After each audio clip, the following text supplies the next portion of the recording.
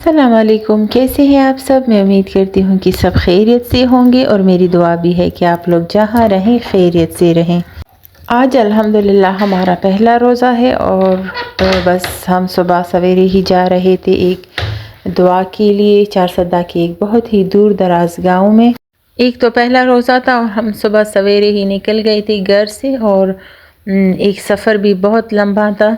रास्ता तो बहुत प्यारा था, इसी तरह के हरे भरे खेतों में से रास्ता था उस गांव की तरफ।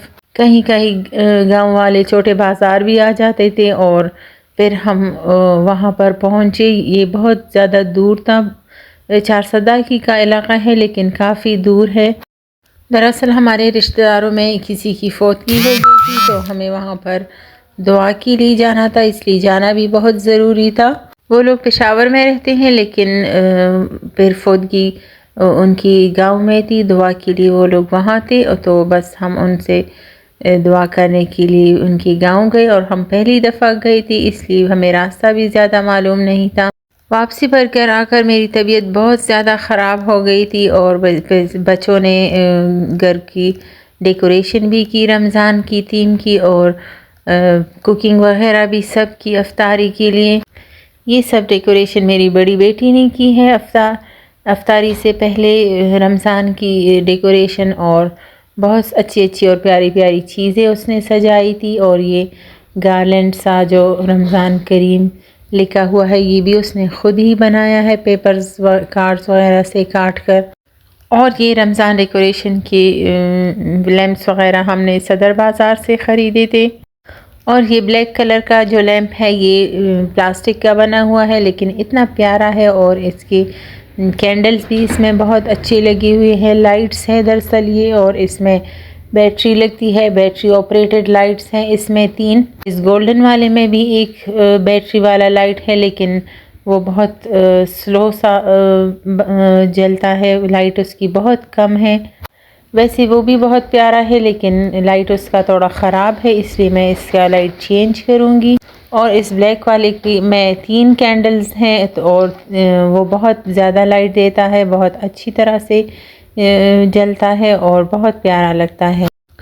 तो बस बच्चों ने पहले रमज़ान की डेकोरेशन की घर में और फिर अफ्तारी के लिए भी तमाम चीज़ें रेडी की। बच्चों ने अफ्तारी में पुलाव बनाया था, रोल्स और समोसे वगैरह फ्राई किए थे और फ्राइड चिकन था। मिक्स सब्ज़ी के पकौड़े भी बनाए थे और समोसे भी। और वैसे हम अफ्तारी में सालन रोटी वगैरह ज़्यादातर नहीं खाते इसलिए बस बच्चों ने यही कुछ बनाया था।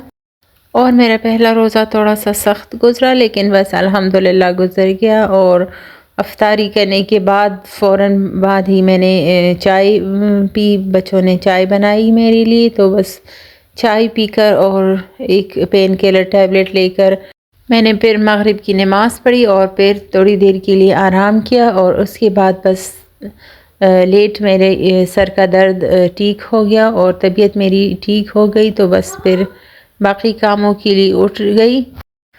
लेकिन अल्हम्दुलिल्लाह बच्चों ने बहुत मेहनत से खाना भी बनाया था और जो चीज़ें बाकी रह गई थी वो भी किचन में रख दी थी। और बस फिर मैं किचन में आ गई और तमाम बर्तन इतने ज़्यादा इकट्ठे हो गए थे, तमाम मैंने धो लिए क्योंकि मैं तो जब अफ्तारी की तैयारी करती हूँ या कुकिंग वगैरह वैसे भी तो मैं साथ साथ बर्तन भी धोती रहती हूँ। और बच्चों ने तो बहुत ज़्यादा बर्तन गंदे कर दिए थे और सारे ही सिंक में जमा कर लिए थे तो मैंने फिर इकट्ठे ही सब धो लिए। और बर्तन धोने के बाद मैंने बर्तन रख दिए ताकि सूख जाए और एक दफ़ा फिर मैंने चाय पी और इसके बाद वापस किचन में आ गई। और जो चना वगैरह बचा था वो भी मैंने कंटेनर्स में डालकर फ्रिज में रख दिया। और हस्बैंड लेकर आ गई थी कुछ सौदा वगैरह, वो भी मैंने तमाम संभाल लिया। दही लेकर आए थे जिनमें से बच्चों ने कुछ चाट के लिए इस्तेमाल कर लिया था और बाकी ऐसे ही पड़ा था तो बस ये भी मैंने इस बॉक्स में डाल दिया, ये भी मैंने फ्रिज में रख दिया। दही और सब्ज़ी हम अपने साथ गांव से ही लेकर आए थे। वहाँ पर गांव में एक छोटा सा बाज़ार था, वहाँ पर बहुत ताज़ा ताज़ा सब्ज़ियाँ मिल रही थी तो बस मेरे हस्बैंड ने वहाँ से कुछ सब्ज़ियाँ भी ख़रीद ली और एक दूध और दही की भी साथ में दुकान थी छोटी सी तो हमने दही भी ख़रीद लिया था। बहुत अच्छी ताज़ा सी सब्ज़ी थी वहाँ पर, और मैंने तमाम सब्ज़ी भी धोकर रख ली, कुछ फ्रिज में रख ली, कुछ अभी मैंने बाहर रखी है ताकि उसका पानी सूख जाए, तब मैं फ्रिज में रखूँगी। और ये मेरे हस्बैंड लाए थे कुछ ड्राई फ्रूट्स और फ्रूट वगैरह, तो ये ड्राई फ्रूट्स और खजूरें वगैरह भी मैं अपने अपने कंटेनर्स में डाल दूँगी, क्योंकि ऐसी पड़ी रहती हैं चीज़ें किचन में, शॉपर्स में, तो मुझे बिल्कुल अच्छी नहीं लगती। और मैं जैसी ही किचन में आती हूँ या मुझे टाइम मिलता है तो मैं तमाम शॉपर्स से चीज़ें इधर उधर अपनी अपनी जगह पर रख देती हूँ। खजूरें हम रमज़ान से पहले भी बहुत सारी लाए थे, और ये वाली खजूरें मुझे बहुत पसंद है, बच्चों को भी बहुत पसंद है, इसलिए अभी तक वो तकरीबन ख़त्म हो गई है रमज़ान से पहले ही। तो हम ये और ज़्यादा ले आए हैं ताकि पूरा रमज़ान चले।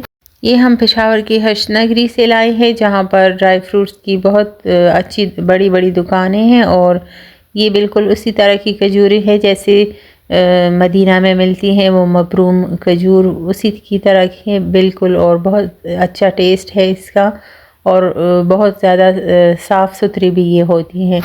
और बस लास्ट में करनी थी मुझे किचन की सफाई, क्योंकि बच्चे जब हड़बड़ी में इस तरह की अफ्तारी की तैयारी करते हैं तो फिर बस यही तो होता है कि किचन इतना ज़्यादा गंदा कर लिया था उन्होंने मेरे लिए। और मेरा जब किचन गंदा होता है तो फिर मुझे आराम बिल्कुल आता नहीं, तो मैं सोच रही थी कि चलो किचन को अच्छी तरह से डीप क्लीन कर लूँ, हर चीज़ साफ़ कर लूँ, तभी मैं जाकर आराम करूँगी, क्योंकि इससे पहले तो मुझे आराम आना ही नहीं था। तो बस काउंटर वगैरह, सिंक, तमाम चीज़ें मैंने अच्छी तरह से साफ़ कर ली। किचन का चूल्हा भी मैंने साफ़ कर लिया, और इसकी ऊपर वाली चीज़ें जो ऊपर रखी होती हैं वो भी मैंने यहाँ से निकाल ली, और गर्म पानी में कुछ देर के लिए डबो दी, और फिर स्टील वाले स्क्रबर से अच्छी तरह से रगड़ रगड़ कर साफ़ कर ली, और किचन पूरा मैंने अच्छी तरह से डीप क्लीन कर लिया।